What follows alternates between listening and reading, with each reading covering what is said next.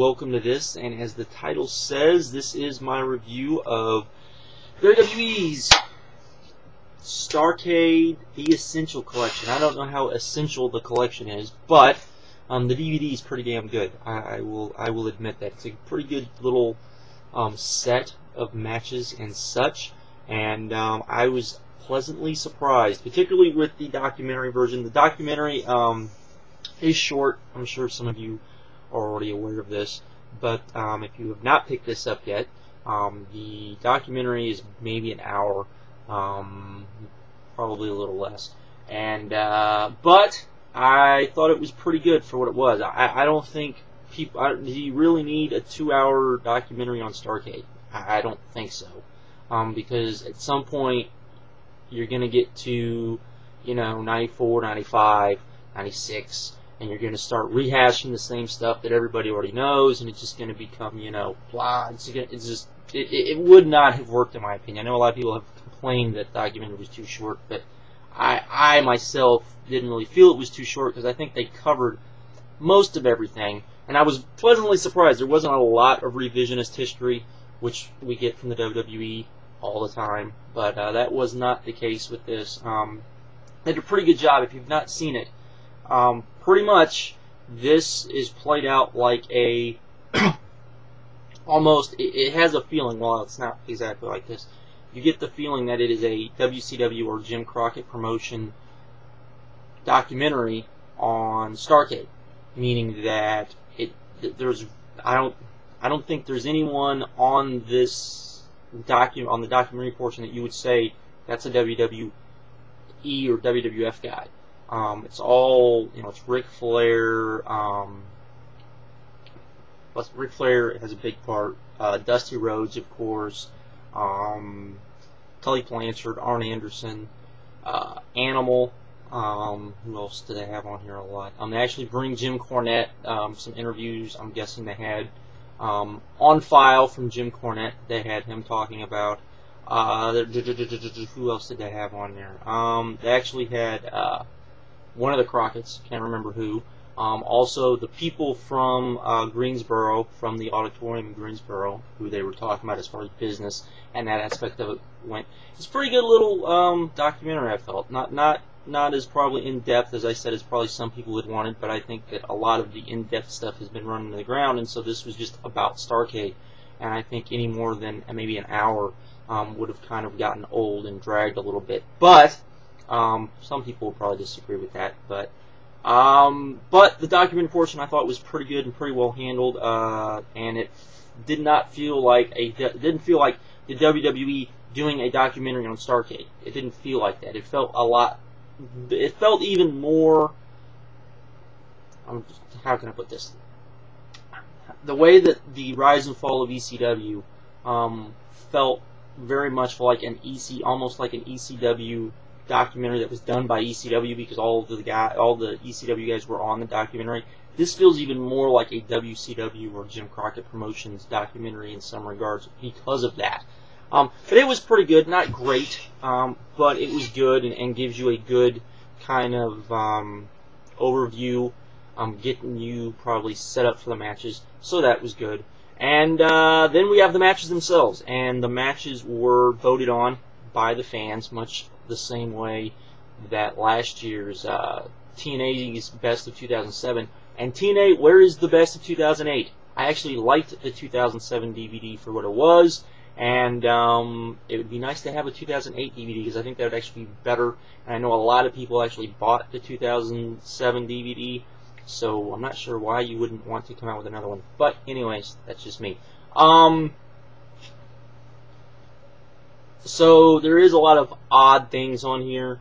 There's also historic matches that took precedent over, great matches, which that's going to happen, and that makes sense.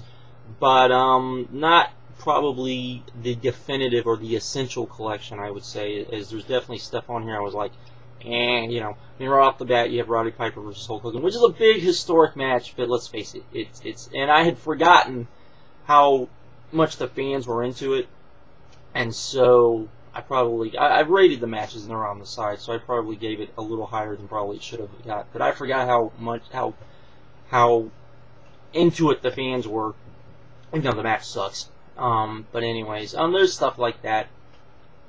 Just stuff that you'd be like, why is this on here? Though, you know, there's just weird stuff on there. I mean, there's stuff.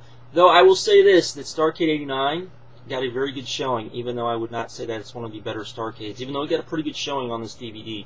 If you've never seen Starrcade 89, that's the one with the Iron Man tournament, where it was 4 tag teams. I believe, I can't remember the tag teams it was. And then you had a 4 singles match, 4 guys as well, Flair, Luger, Muta, and Sting. I'm doing a round-robin tournament. Who was it? I think it was, I can't remember the tag teams. I know it was the Road Warriors and the Steiners. I can't remember who the other 2 teams were. I think it was it Doom? I think Doom may have been one of them. And I don't know who the 4th team was off the top of my head. But anyways, basically that was the pay-per-view. It is them doing this round-robin tournament, these 2 round-robin tournaments, which made for good matches, but made for a kind of lackluster pay-per-view. So they got a very good showing, but probably a better showing than... It's one of those things where it was good match-wise, wasn't too good entertaining-wise, unfortunately, but it was what it was. I'm trying to think of anything else that was odd that we got on here that I thought was just kind of strange. We did get 2 scalpel matches, probably the 2, to me, the first Elevation X match in TNA, that's probably the best scalpel match I've ever seen. And then we got the 2 famous ones from Starrcade, and those I would probably rank, the 2nd and 3rd best. So those are actually good. They're amazing for scalpel matches. If you've ever seen a lot of scalpel matches, most of them, they're all pretty because the bump that everyone wants to take, not everyone wants to take. So there you go. And more importantly, the reason why you buy this DVD is, and this is my own personal opinion, and amazingly, it's not on the DVD cover. You see, here's the DVD cover, which you probably saw when the video started. And you got Sting on the cover. I'm sure that makes Sting feel very wonderful and glad inside. But if you look on the back, this is the matches they list on the back. They list Dusty Rhodes versus Ric Flair. Okay. Sting versus Hollywood Hogan, pretty famous match. Road Warriors versus Arn Anderson and Tully Blanchard. Yeah, I can understand that. Magnum TA versus Tully Blanchard. That's, I can understand that too as well. Goldberg versus Kevin Nash. Sting versus the Great Muta. Not their best match. I was kind of disappointed about that. I've always been disappointed in that match. And Ric Flair versus Harley Race, which we've seen before. Nowhere on the back of this DVD does it say the match that is on this DVD that you need to buy this DVD for, and that is Ric Flair versus Vader, which has finally been released by the WWE on a DVD. Pop! We went through 2 Ric Flair DVDs and we didn't get this thing, and finally we get this. It was voted #1 on their little poll. It's the match most people have been crying about for not having on the Ric Flair DVDs, because it was deemed, it's seen as the best match that was not on either of those DVDs, and probably should have been on the 2nd DVD set. So, it's finally on here. That is why I would recommend buying it. I know some people would say, no, 1 match is worth that, but this is actually worth that. And there's also lots of other great stuff, particularly older stuff. Most of it, has been seen elsewhere, though we did get the Briscoes versus Youngblood and Ricky Steamboat. I'm not sure if that has ever been released on WWE DVD before, which is a great match. There's lots of great stuff, in my opinion, and I would definitely recommend this, and hopefully this DVD set does well enough to where they do more of these WCW Jim Crockett Promotions DVD sets, because I'd like to see more of them. I have screamed and yelled that I would love to see a War Games set brought out by the WWE. I know I've read on a few places that when I was just reading what some other reviews of this DVD, that a lot of people were hoping that at some point you would get a Clash of Champions set, just stuff like that. And hopefully this does well enough to where the WWE starts to do that.